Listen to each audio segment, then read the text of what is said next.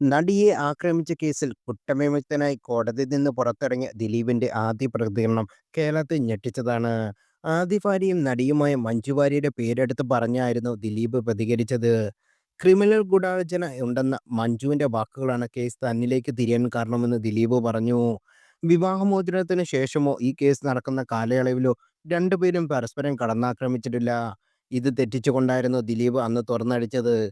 ഇതോടെ ദിലീപ് ആരാധകർ കടന്നൽക്കൂട്ടിന് കല്ലിട്ടതുപോലെ പടയോടെ ഇളകുകയും ചെയ്തു. മഞ്ജു വാര്യരെ പലതരത്തിൽ വ്യത്യസ്തത നടത്തിക്കൊണ്ടുള്ള പോസ്റ്റുകളും കമന്റുകളും വീഡിയോകളും വരെ സോഷ്യൽ മീഡിയയിൽ ഇറങ്ങി. ദിലീപുമായുള്ള വിവാഹമോചനത്തിന് മഞ്ജുവാണ് കാരണം എന്ന തരത്തിലും മഞ്ജുവാണ് തെറ്റുകാരി എന്ന തരത്തിലും ഇവിടെ ദിലീപിന്റെ ഇര എന്ന തരത്തിലും പല വിധത്തിലുള്ള വ്യാഖ്യാനങ്ങൾ ഇറങ്ങി.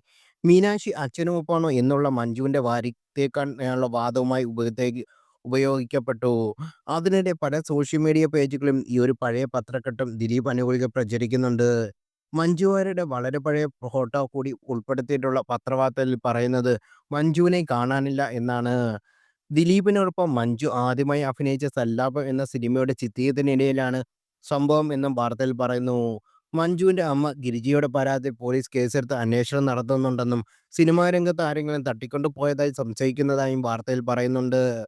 മഞ്ജു വാര്യരെ കാണാനായി എന്ന പരസ്യം തലക്കെട്ടിലാണ് പത്രപരസ്യം. ഇത് യാഥാർത്ഥ്യമുള്ളോ വ്യാജമാണോ എന്ന് വ്യക്തമല്ല.